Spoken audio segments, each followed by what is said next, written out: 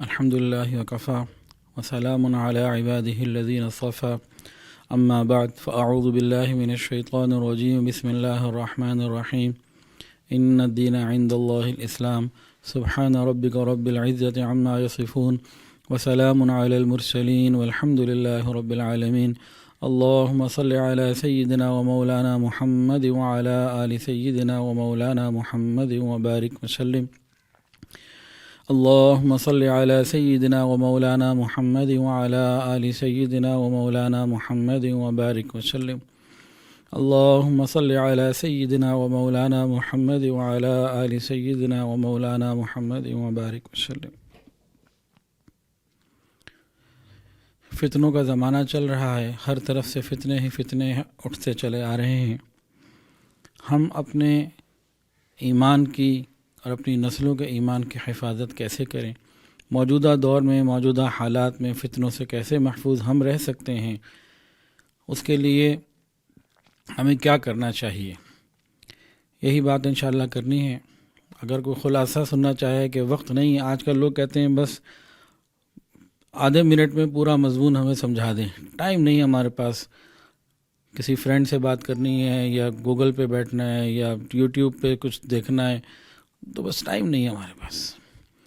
تو وہ مصروف ترین لوگ جن کو اپنے ایمان کی بھی بچانے کے لیے ٹائم دینے کی اہمیت کا اندازہ نہیں ہے، تو ان کے لیے تو یہی خلاصہ ہے ساری بات کا کہ اپنے آپ کو علماء سے، صلاحاء سے، مشائخ سے، دینی اداروں سے جوڑ کر رکھیں۔ اب جو تفصیل سننا اور سمجھنا چاہتے ہیں تو ان کے لیے چند باتیں ہیں۔ یہ فتنے ہمیشہ آتے رہے، انبیاء کرام علیہ والسلام فتنوں کا مقابلہ کرتے رہے، اور جب جس زمانے میں جو بھی فتنہ آیا، پریشانی آئی، کامیاب کون ہوا؟ انبیاء کرام کامیاب ہوئے، اور جنہوں نے وقت کے نبی کی بات کو مانا وہ کامیاب ہوئے، اور جنہوں نے وقت کے نبی کی بات کو نہ مانا، وہ چاہے فرعون تھے یا نمرود، کوئی بھی تھے، تباہ و برباد ہو گئے۔ حضور پاک صلی اللہ علیہ وسلم آخری نبی ہیں، آپ کے بعد قیامت تک کوئی نبی نہیں۔ تو ختم نبوت کے صدقے اور اس کی برکت سے اللہ رب العزت نے یہ کام جو انبیاء کرام کے اوپر ڈالا گیا تھا پہلے، وہ اس امت کے علماء، مشائخ اور نیک لوگوں پر، صلحاء پر ڈال دیا گیا۔ نبی کریم صلی اللہ علیہ وسلم کی نبوت قیامت تک ہی نہیں، اس کے بعد بھی ہے، لیکن فتنے قیامت تک آتے رہیں گے۔ ان فتنوں سے حفاظت کیسے ہوگی؟ یہ اب علماء کی ذمہ داری ہے کہ اس کو اچھے طریقے سے وہ نبھائیں، اور نبھا رہے ہیں الحمدللہ۔ عوام کا یعنی میرا اور آپ کا کام یہ ہے کہ علماء کے قدموں کے ساتھ جڑ جائیں، ان کے ساتھ اکٹھے ہو جائیں۔ کئی فتنے آئے۔ ایک فتنہ آیا تھا، اگر ہم 1400 سال پوری امت کی بات کریں تو ٹاپک کبھی ختم ہی نہ ہو۔ ہم آتے ہیں بر صغیر کی طرف۔ بر صغیر میں مغلیہ خاندان میں ایک فتنہ آیا جلال الدین اکبر کے زمانے میں، مغل اعظم کے زمانے میں۔ وہ فتنہ کیا تھا؟ دو علماء تھے، لیکن وہ علماء سو تھے، درباری ملا تھے، ابو الفضل اور فیضی۔ انہوں نے اکبر کو پٹی پڑھائی کہ آپ تو خلیفۃ اللہ ہیں اور آپ جو ہیں فلاں فلاں ہیں، بہت کچھ ہیں۔ تو دین الہی کے نام سے اکبر نے ایک باقاعدہ دین جاری کیا، اور یہاں ہندوستان میں بڑا سکون تھا، اور سب لوگ سنت کے مطابق زندگی جو مسلمان تھے گزار رہے تھے، کوئی فتنہ نہیں تھا، ایسی خاص پریشانی نہیں تھی۔ تو یہاں انہوں نے ایک تبدیلی پیدا کر دی، اور اس کا سینٹرلائز آئیڈیا، جو سینٹرل آئیڈیا تھا نا، وہ کیا تھا کہ بھئی ہندو رام کہتے ہیں، مسلمان اللہ کہتے ہیں، اور کوئی ایشور کہتا ہے، کوئی کچھ کہتا ہے، کوئی گاڈ کہتا ہے، جو بھی جو کہتے ہیں، اصل تو وہ ایک ذات پہ تو سب متفق ہیں۔ اب جو تبدیلیاں ہیں وہ نیچے ہیں، ایک اللہ کی ذات پہ یا ایک بنانے والے پہ، ایک پیدا کرنے والے پہ سب متفق ہیں۔ تو اتحاد ہونا چاہیے، تفرقہ بازی کہاں سے آتی ہے؟ نعوذ باللہ ان بدبختوں نے اس کو یہ سمجھا دیا اکبر کو کہ بھئی جب ہم آتے ہیں نا کہ انجیل میں یہ ہے اور تورات میں یہ ہے، قرآن میں یہ ہے، تو ابھی تفریق ہو گئی، اور گیتا اور رامائن میں یہ ہے، تو ان سب کی باتوں کی نفی کرنی چاہیے اور سب کو ایک کرنا چاہیے۔ تو انہوں نے دین الہی کے نام سے ایک دین ایجاد کیا، جس میں سب سے پہلے تو گائے کی ذبح پہ پابندی ہوئی، سود حلال کیا گیا، زنا حلال کیا گیا، موسیقی حلال کی گئی، اور ہندو عورتوں سے شادی جائز قرار دی گئی. اس طرح کی بہت ساری چیزیں کہ بھئی ایک اللہ پہ، ایک بنانے والے پہ سب متفق ہیں، نیچے کی ساری چیزوں کو اکٹھا کر دو تاکہ دنیا سے معاملات آسان ہو جائیں.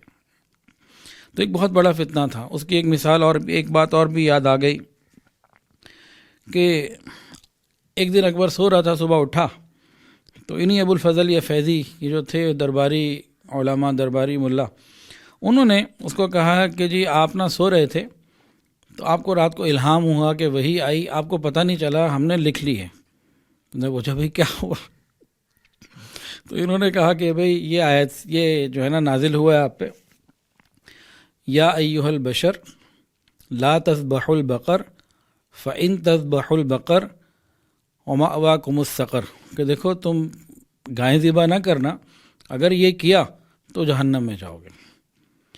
تو اس نے قانون بنا دیا کہ ٹھیک ہے، جب میرے اوپر یہ چیز نازل ہو چکی ہے تو بس یہ اصول بن گیا. تو اس فتنے نے کیا کیا کہ پورے ہندوستان کے اندر دین حنیف کی شکل کو بگاڑنے کے لیے بھرپور کوشش ہوئی. خیر اکبر کے بعد جہانگیر بھی اس پہ رہا. پھر اللہ رب العزت نے یہ فتنہ تھا داخلی، اس پوائنٹ کو ذہن میں رکھیں، یہ فتنہ تھا داخلی. اس داخلی فتنے سے امت کو نکالنے کے لیے اللہ تعالیٰ نے داخلی طور پر اندر ہی سے خانقاہ کے ایک مجاہد کو، ایک اللہ والے کو کھڑا کیا، اور انہوں نے اکبر کے اس دین الہی کی دھجیاں بکھیر کے رکھ دیں اور دوبارہ سے سنت کو ہندوستان میں بر صغیر میں جاری کر دیا. ان کا نام کیا تھا؟ حضرت امام ربانی مجدد الفسانی رحمۃ اللہ علیہ. اصل نام تو ان کا شیخ احمد سرہندی رحمۃ اللہ علیہ، یہ ان کا لقب تھا.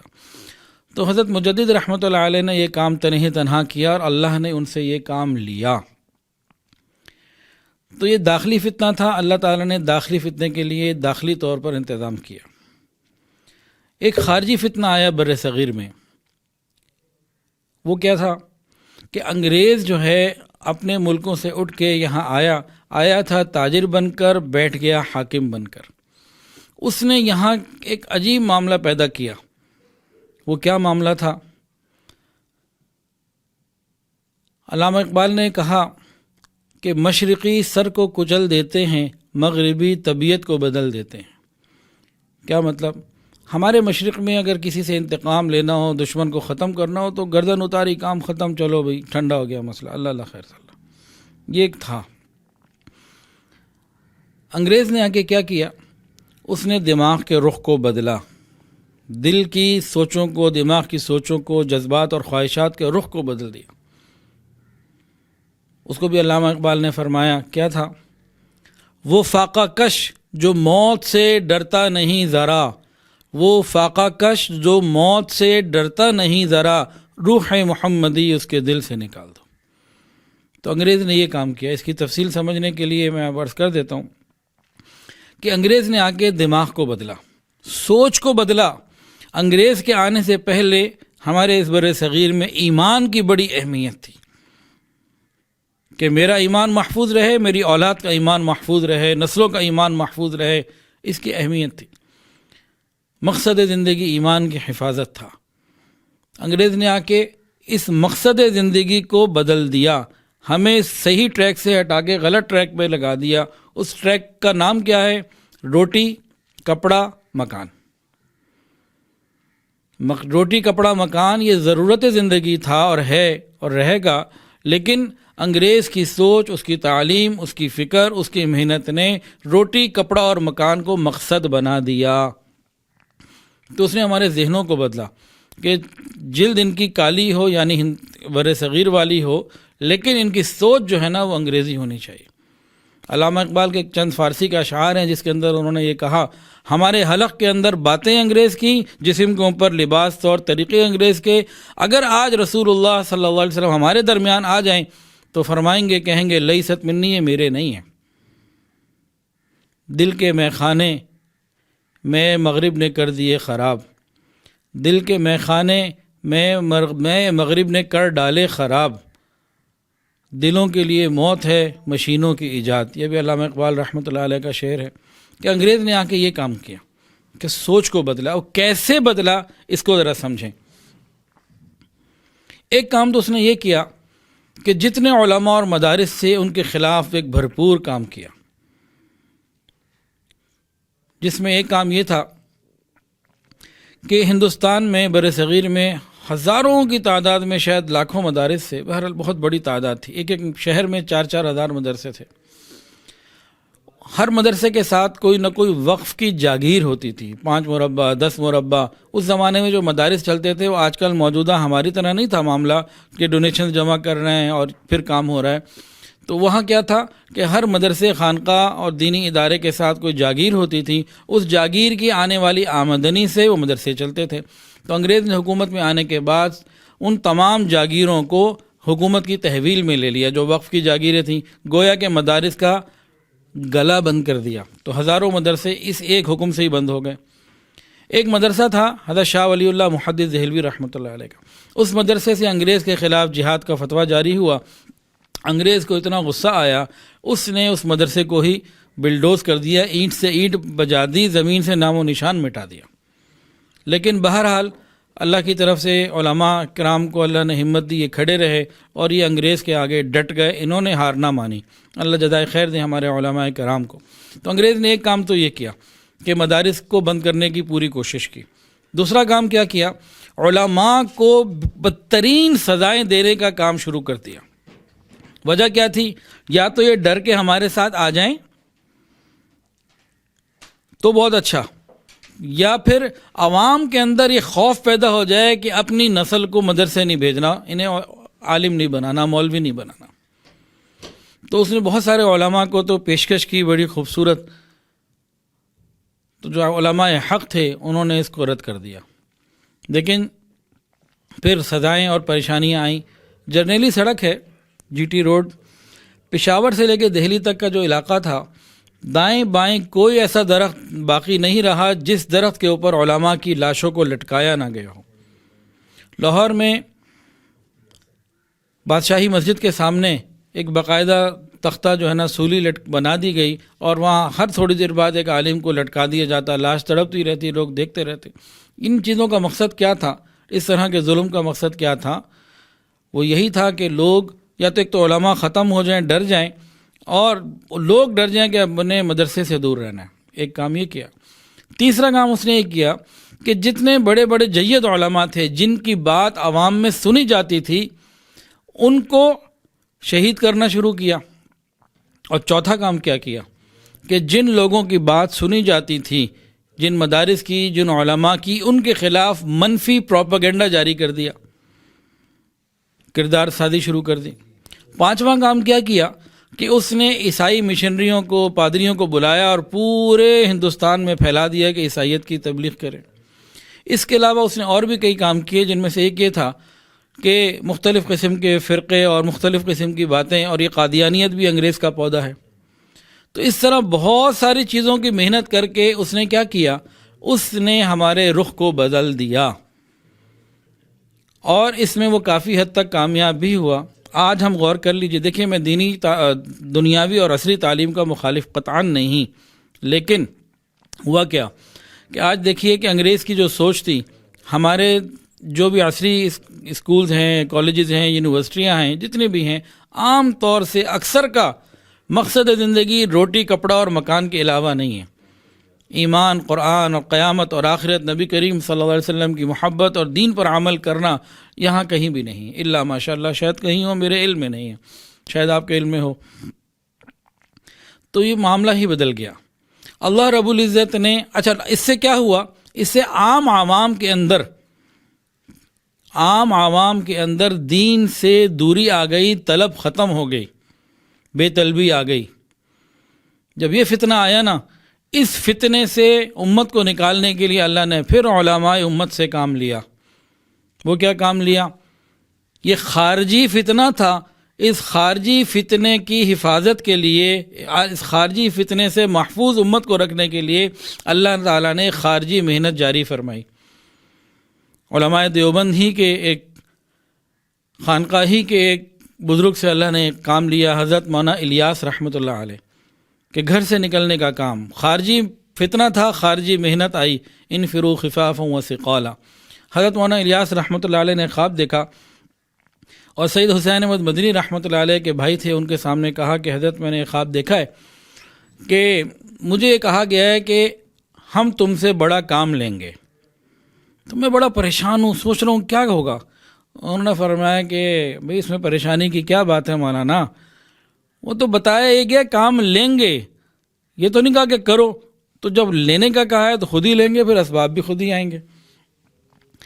ایک مرتبہ حضرت مولانا فضل علی قریشی رحمۃ اللہ علیہ اور حضرت مولانا خواجہ عبد المالک صدیقی رحمۃ اللہ علیہ خانیوال والے، یہ دونوں حضرات دارالعلوم دیوبند میں موجود تھے، گئے ہوئے تھے، تو وہاں حضرت مولانا الیاس رحمۃ اللہ علیہ نے ان سے ملاقات بھی کی، اور آپس میں گفت و شنید میں حضرت نے فرمایا کہ میں نے یہ خواب دیکھا ہے کہ حضور صلی اللہ علیہ وسلم موجود ہیں اور لوگوں کے کندھوں پہ بستر رکھ رہے ہیں اور لوگوں کو بھیج رہے ہیں۔ تو پوچھا کہ حضرت اس کی تعبیر کیا ہوگی؟ تو حضرت خواجہ عبد المالک صدیقی رحمۃ اللہ علیہ جو ہے، انہوں نے کہا مولانا الیاس، مولوی الیاس آپ کا بستر کہاں ہے؟ انہوں نے کہا یہ رہا۔ انہوں نے کہا بستر کو کندھے پہ رکھا کہ جی جاؤ، بس اللہ برکت دیں گے۔ تو خیر یہ ابتدائی زمانے میں اور بھی بہت ساری باتیں ہیں۔ تو اللہ رب العزت نے اس خارجی فتنے سے حفاظت کے لیے خارجی محنت شروع کی، اور آج اس کی برکت سے پوری دنیا میں الحمدللہ دین کا کام ہو رہا ہے، پوری محبت اور امن کے ساتھ، اور نبی کریم صلی اللہ علیہ وسلم کی محنت کو اور آپ صلی اللہ علیہ وسلم کے طور طریقوں کو امت میں جاری رکھنے کے لیے اللہ تعالیٰ نے تبلیغی جماعت سے بہت کام لیا۔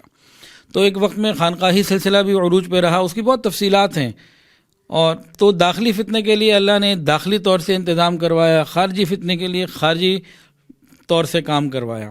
تو یہ دو تو باتیں ہو گئیں۔ اب ایک اور فتنہ ہے، یہ عالمی فتنہ ہے، اس کو سائبر فتنہ کہہ لیجئے، سائبر فتنہ۔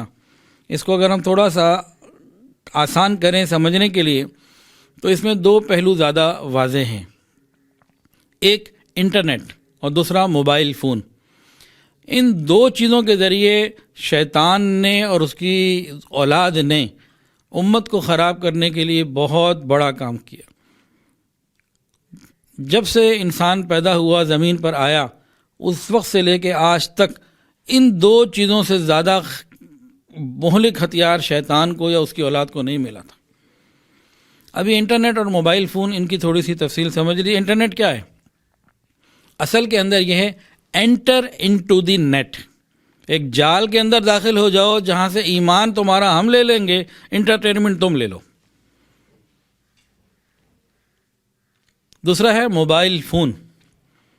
موبائل فون کو سیل فون بھی کہتے ہیں، لیکن اس سی کو ایچ سے تبدیل کر دیجئے تو یہ جو موبائل فون ہے اصل میں اب یہ موبائل فون نہیں رہا، یہ جو سیل فون ہے اب یہ سیل فون نہیں رہا، اب یہ ہیل فون بن چکا ہے، جہنم میں لے جانے والا فون۔ اب ایک جملہ کہنے لگا ہوں، اللہ نہ کرے کہ ایسا ہو، اللہ نہ کرے کہ ایسا ہو، یہ میری خواہش یا دعا نہیں ہے، لیکن جو حالات دیکھ رہے ہیں اس کے مطابق یہ بات کر رہا ہوں۔ کل قیامت کے دن ہزاروں اور لاکھوں نہیں، کروڑوں لوگ موبائل فون کے غلط استعمال کی وجہ سے جہنم کی آگ کا ایندھن بنیں گے۔ قیامت کے دن کروڑوں لوگ سیل فون یعنی ہیل فون کی وجہ سے ہیل میں پہنچ جائیں گے۔ یہ جہنم میں لے جانے والا فون بن چکا ہے۔ یہ دو فتنے بہت بڑے آ گئے، پھر ان فتنوں کی آگے اولادیں بھی آ گئی ہیں۔ آج سے کچھ عرصہ پہلے صرف 4 فقہ ہوتی تھیں اور 4 امام ہوتے تھے۔ 4 فقہ کون سی؟ فقہ حنفی، فقہ شافعی، فقہ حنبلی، فقہ مالکی، 4 ہوتی تھیں، امت آرام سے عمل کر رہی تھی۔ 4 امام تھے، امام اعظم امام ابو حنیفہ رحمۃ اللہ علیہ، امام مالک رحمۃ اللہ علیہ، امام احمد بن حنبل رحمۃ اللہ علیہ، امام شافعی رحمۃ اللہ علیہ، 4 تھے بس۔ اب کیا ہو گیا ہے؟ اب 5واں امام بھی آ گیا اور 5ویں فقہ بھی آ گئی۔ اب 5واں امام بھی آ گیا، 5ویں فقہ بھی آ گئی۔ یہ انٹرنیٹ اور یہ hell phone, enter into the net اور ہیل فون کی اولادیں ہیں۔ اب یہ کیا فتنہ ہے اور یہ کون سی فقہ ہے جو 5ویں ہے اور کون سا امام ہے جو 5واں ہے؟ جی سنیے، 5ویں امام کا نام ہے امام گوگل۔ ہر چیز گوگل سے پوچھنی ہے، خواب کی تعبیر ہو یا کوئی دین کا مسئلہ ہو۔ اور 5ویں امام کا نام کیا ہے؟ اور 5ویں فقہ کا نام، 5ویں امام کا نام امام گوگل اور 5ویں فقہ کا نام فقہ نفسی۔ جو چاہوں میں کروں، میری مرضی، اٹس مائی لائف، میرا جسم، میری مرضی، میں سمجھدار، میں عقل مند، میں اپنا اچھا برا خود فیصلہ کر سکتا ہوں، کیا ضرورت ہے مجھے کسی کی۔ تو آج اس نے ایسی محنت کی ہے ہمارے اندر کہ ہمارے نوجوانوں کی بہت بڑی تعداد آنے والے وقت میں الحاد کا شکار ہو جائے گی، آنے والے وقت میں اللہ نہ کرے، آنے والے وقت میں بہت سارے نئے فتنوں کا شکار ہو جائے گی، اور ہو چکی ہے تقریباً، جو ہماری ذہن سازی، کیونکہ وہی بات شروع میں علامہ اقبال رحمۃ اللہ علیہ والی کہ مشرقی سر کو کچل دیتے ہیں، مغربی طبیعت کو بدل دیتے ہیں۔ ہماری نسلوں کی ذہن سازی ایسی ہو چکی ہے کہ وہ اب بہت ہم سے دور جا چکے ہیں۔ یہ ایک بہت بڑا فتنہ ہے۔ اب اس فتنے سے حفاظت کیسے ہو، اس کا میں انشاءاللہ ابھی عرض کرتا ہوں۔ جو بات بتانی تھی کہ جس فتنے میں ہم ہیں، ہم کیسے نکل سکتے ہیں، اس کی باتیں انشاءاللہ ابھی آخر میں عرض کرتا ہوں۔ لیکن ہو کیا رہا ہے، اس سائبر فتنے میں آ کے ہمارے ساتھ کیا ہو چکا، یہ ہو چکا ہے، وہ بتا رہا ہوں، ہونے والا نہیں۔ 2 واقعات سن لیجئے، واقعات بہت ہیں، اس کے بعد آگے بڑھتے ہیں۔ میری والدہ ابھی بستر پر ہیں، اللہ انہیں شفا و صحت عطا فرمائے۔ تو تقریباً 2 سال پرانی بات ہے، وہ کسی گھر میں گئیں اپنے رشتہ داروں کے ہاں، تو وہاں بچے لوڈو کھیل رہے تھے۔ تو ایک بچے نے اس سائڈ سے دوسری سائڈ پہ آنا تھا، تو جمپ لے کے آیا اور کہہ رہا تھا کالی ماتا کی جے ہو۔ یہ ہمارے معاشرے کے گھر کی بات ہے، چھوٹے بچے۔ ایک دوسرا واقعہ سنیے، جامعہ شرفیہ لاہور، وہاں کے استاد الحدیث ہیں حضرت مولانا یوسف خان صاحب دامت برکاتہ، میرے بھی استاد ہیں، بہت شفیق انسان ہیں۔ وہ فرماتے ہیں کہ ان کے ایک رشتہ دار تھے جن کی اہلیہ کا انتقال ہو گیا، اور رشتہ دار کون تھے سنیے، بارش، تہجد گزار، 5 وقت کے نمازی، ہر سال اعتکاف میں پابندی سے بیٹھنے والے، یعنی ایک دیندار آدمی۔ ان کی بیگم کا انتقال ہو گیا۔ فرماتے ہیں میں تعزیت کے لیے ان کے گھر گیا، وہ جب مجھ سے ملے تو گلے لگ کے اتنا روئے کہ بہت روئے۔ میں نے تسلی دی، کہنے لگے حضرت میرے گھر میں میری بیوی کے انتقال سے زیادہ بڑا حادثہ ہو چکا۔ کہتے ہیں میں حیران ہوا کہ کیا یہ کہہ رہا ہے۔ میں نے کہا بھئی کیا ہوا؟ تو مجھے سائڈ پہ لے گیا، پھر خاموشی سے روتے ہوئے بتانے لگا، کہنے لگا حضرت میرا 5 سال کا بچہ چھوٹا والا بھی میرے پاس آیا تھا، مجھے کہہ رہا تھا پاپا ماما کی چتا کو کب آگ لگائیں گے۔ ہمارے معاشرے میں آگ لگ چکی ہے۔ یہ ایک دیندار گھر کی بات بتائیے آپ کو۔ اگر ہم اپنے ارد گرد غور و فکر کریں تو بہت کچھ ہمارے ہاں بدل چکا ہوا ہے۔ اب ان فتنوں سے ہمیں کیسے بچنا ہے، اس کی فکر کرنی پڑے گی۔ ہمارے گھر میں بہت بڑی آگ لگ چکی ہے۔ اور یہیں میں آپ حضرات سے ایک بات پوچھتا ہوں، لفظ چتا آپ کو مطلب سمجھ میں آ گیا یا نہیں؟ تقریباً لوگوں کو آ چکا ہوگا۔ یہ آپ نے ممبر پہ سنا، یہ لفظ چتا کا مطلب، یہ کیا عقیدہ ہے؟ قرآن میں دیکھا، حدیث میں دیکھا، کہاں دیکھا؟ غور کیجئے کہ کتنے ہم میں سے ایسے لوگ ہوں گے جنہیں نماز کی ہر رکعت میں سورہ فاتحہ جو پڑھی جاتی ہے اس میں ایک لفظ ہے انعمت علیہم، اس کا مطلب معلوم نہیں ہوگا، چتا کا معلوم، ولا الضالین اس کا مطلب نہیں معلوم ہوگا، چتا کا معلوم۔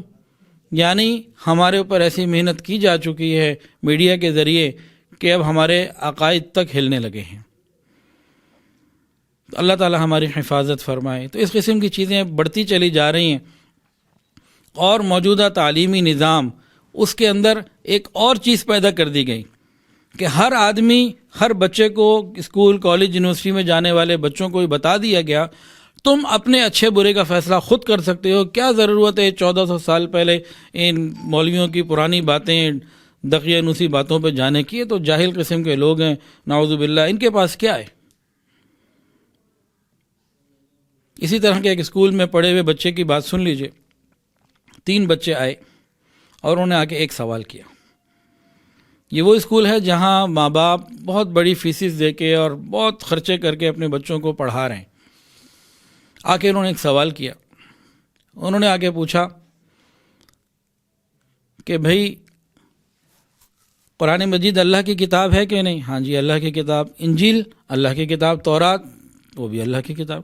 بھئی جب تینوں کتابیں اللہ کی ہیں، پھر ہمیں کیوں مجبور کیا جاتا ہے کہ صرف قرآن ہی ہم اپنا اچھا برا خود فیصلہ کریں؟ ہم باشعور ہیں، دنیا کو دیکھنے پرکھنے والے ہیں، ہماری اپنی ایک آزادی ہے، ایک سوچ ہے، ایک ہمارا اپنا ایک سلسلہ ہے. کیوں ہمیں مجبور کیا جاتا ہے کہ صرف یہ ہم اپنے اچھے برے کا خود فیصلہ کریں گے؟ یہ 3 بچے تو وہ خوش نصیب تھے غالباً جو کسی سے پوچھنے آ گئے، لیکن وہاں جو مزید پڑھ رہے ہیں، جو نہیں کہ علماء کے پاس جاتے، اب آپ خود سوچ لیجئے اس کا نتیجہ کیا ہوگا. یہ میں اپنے ارد گرد کی باتیں کر رہا ہوں کہ ہمارے معاشرے میں کہاں تک معاملہ جا چکا. تو اب اس سائبر فتنے سے انٹرنیٹ اور سیل فون یعنی hell phone enter into the net ایک جال ہے جس میں داخل ہو جاؤ، ایمان تمہارا ہم رکھ لیں گے، باقی تمہیں خوش ہوتے رہو انٹرٹینمنٹ کے نام پہ، ایمان تمہارا ہم لے لیں گے. وہاں سے ایمان کو کیسے محفوظ رکھنا ہے؟ سیل فون کو ہیل فون نہ بننے دیا جائے، اس کے لیے کیا کرنا ہے؟ ہمارا ایمان محفوظ رہے. ہم سب اپنی اولادوں کے لیے فکر مند ہوتے ہیں، یہ تمنا ہوتی ہے ہر ماں باپ کی کہ ہماری اولاد ہمارے بڑھاپے میں ضرور کام آئے. کم سے کم اتنی تربیت تو ہر آدمی سوچتا ہے، اور اتنی خواہش تو کم سے کم ہر آدمی کرتا ہے. تو یہ ادھورا ویژن ہے، چھوٹا ہے، ناقص ہے، کامل نہیں ہے.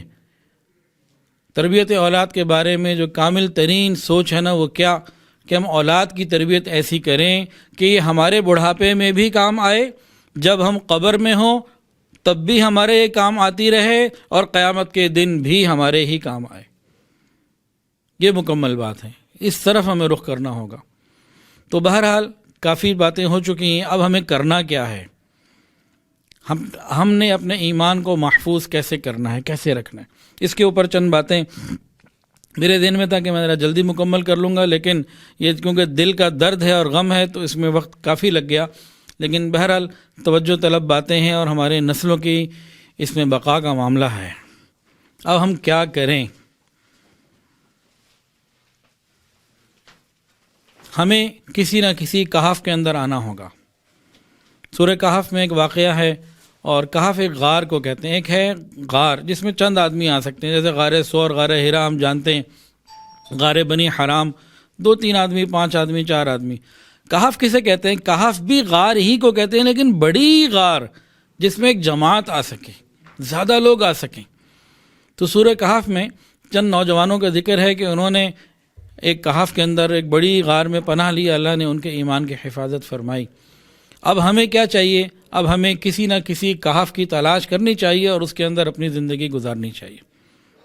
آخر دن اپنی موت تک کسی کہف میں آنا ہوگا. اب یہ کہف کون سے ہیں؟ کئی کہف ہیں. ایک کہف تو ہے یہ خانقاہیں، دوسری کہف مدارس دینیہ، تیسری کہف یا تیسرا کہف تبلیغی جماعت.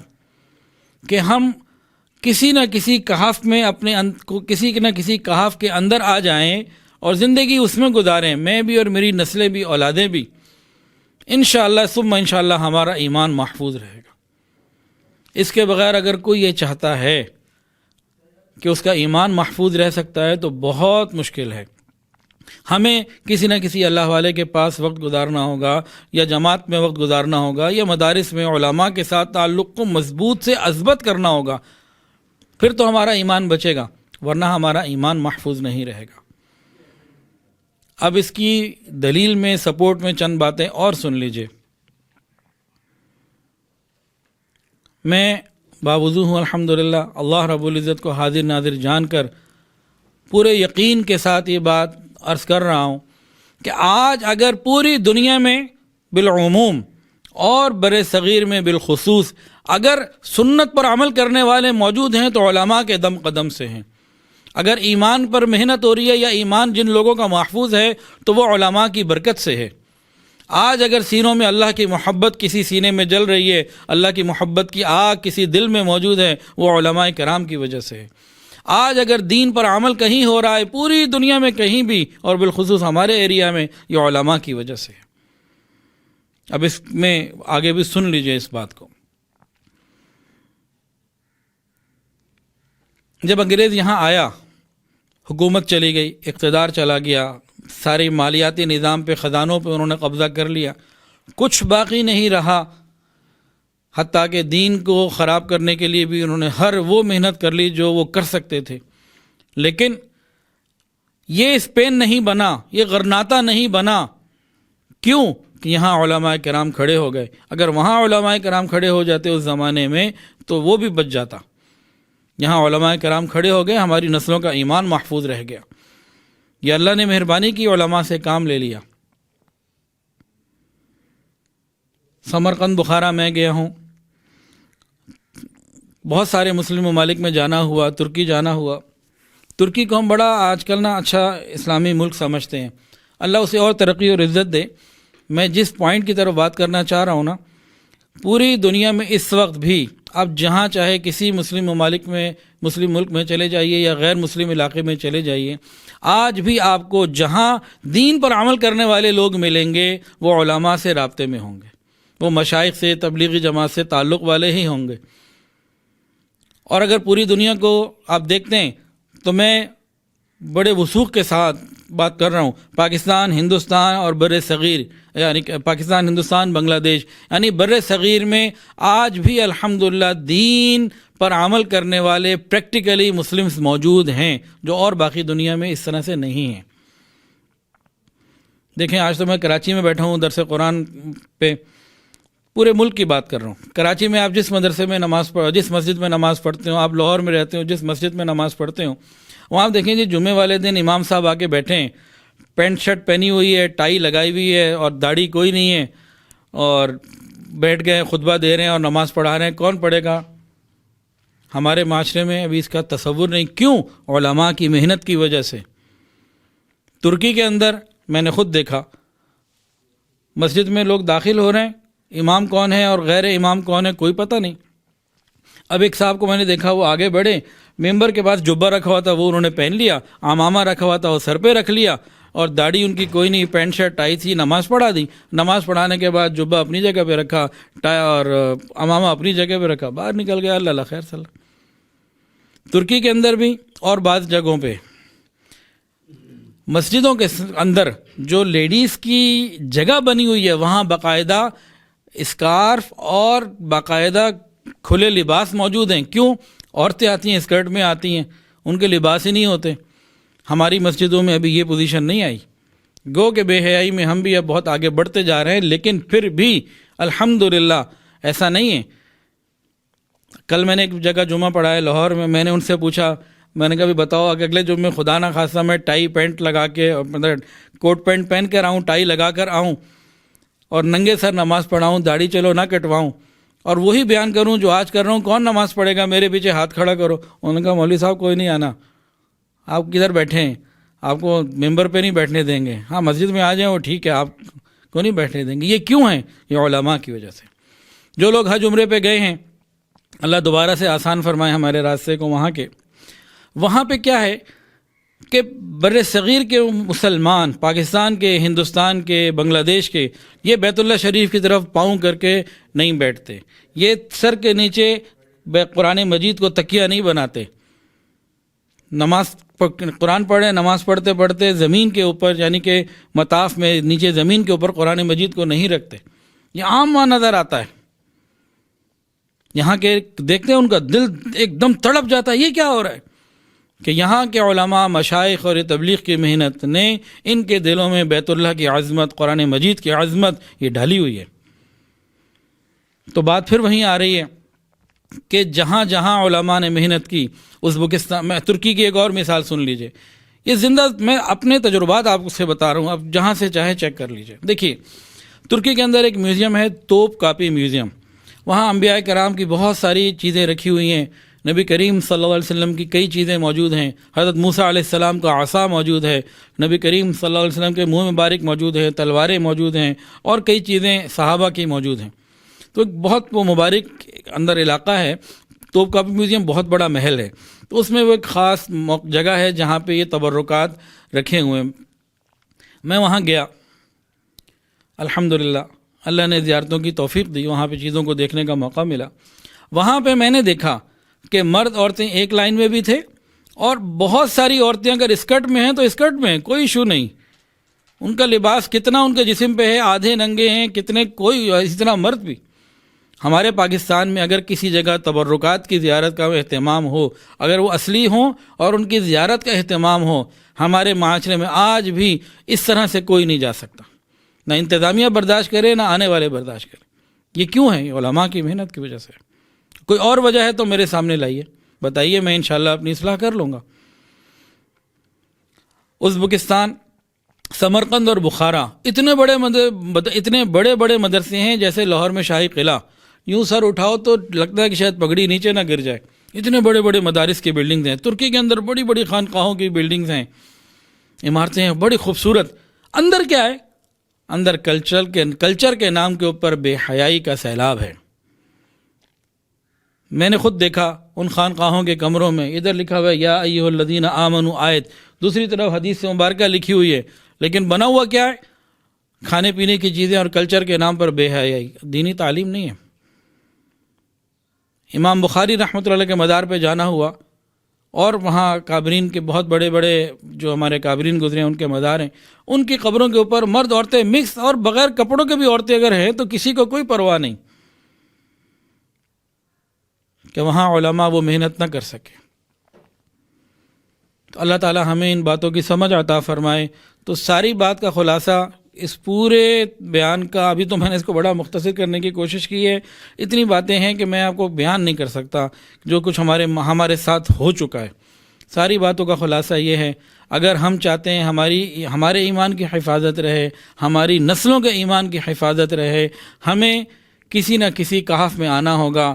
وہ کہف تبلیغی جماعت ایک مکمل کہف ہے الحمدللہ، مدارس دینیہ ایک مکمل کہف ہیں، یہ مشائخ کی خانقاہ ہیں، یہ اللہ والے، یہ مکمل کہف ہیں۔ ہمیں اسی طریقے سے کسی نہ کسی کہف میں آنا ہوگا، اپنی نسلوں کو لانا ہوگا، اور زندگی موت تک یعنی زندگی بھر ان کے ساتھ جڑے رہنا ہوگا، تو ہی ہمارا ایمان محفوظ رہے گا، ورنہ ہم اپنے ایمان کی حفاظت نہیں کر سکیں گے۔ اللہ تعالیٰ سے دعا ہے اللہ تعالیٰ ہمیں ان باتوں کی صحیح سمجھ عطا فرمائے۔ وآخر دعوانا ان الحمد للہ رب العالمین۔